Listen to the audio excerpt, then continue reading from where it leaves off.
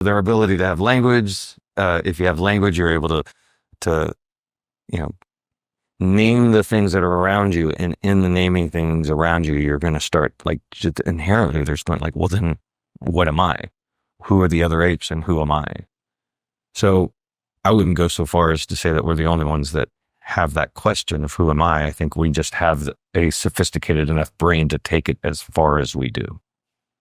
I think that's what I was going to say, is that it sounds like even that we share commonality with other species on this planet.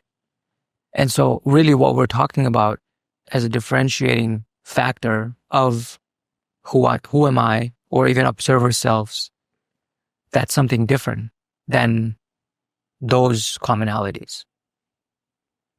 And maybe that has a connection with the things that we cannot see of who we are.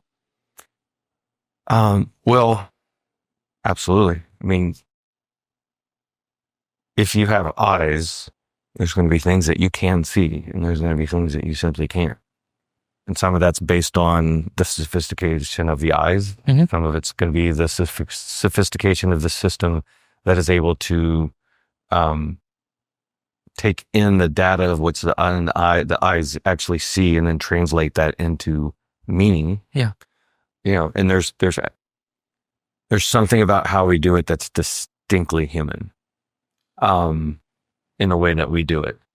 I think something that just seems to have separated humans from other species, and it probably happened a long time ago, probably at that split from when we split from apes, or from the other great apes. Mm-hmm. Maybe putting a name to it. Maybe it's I think there's something in our nervous system that we can call God. And this is not a religious God. This is not a belief in a God. This is not a belief in whether God exists or not, because this is there whether God exists or not. God doesn't need to exist for this to be something that is there. You're saying this trait or neurology or something within us that exists, that we are calling this as close to as there's a God. Right. Wherever that comes from, that is distinct in that branch that we evolved with. Mm-hmm. I think that's part of the reason that religion has been such a strong part of human evolution over the past several thousand years, because it drew from that neurology. Mm-hmm.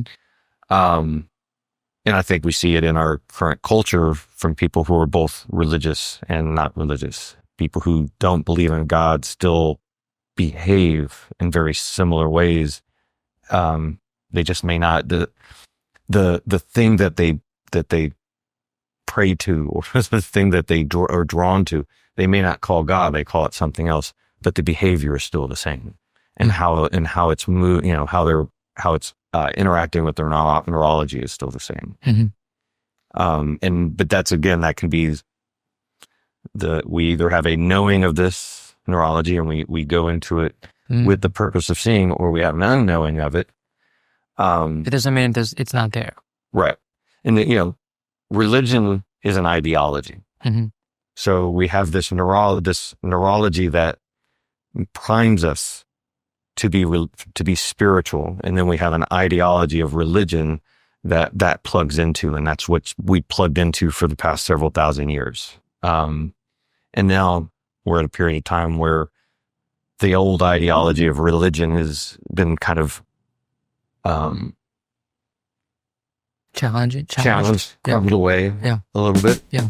Hey, if you enjoyed this clip, consider checking out other clips here on the channel, or you can even dive into a fuller episode, the entire thing, either right here on the channel or anywhere else that you listen to the podcast.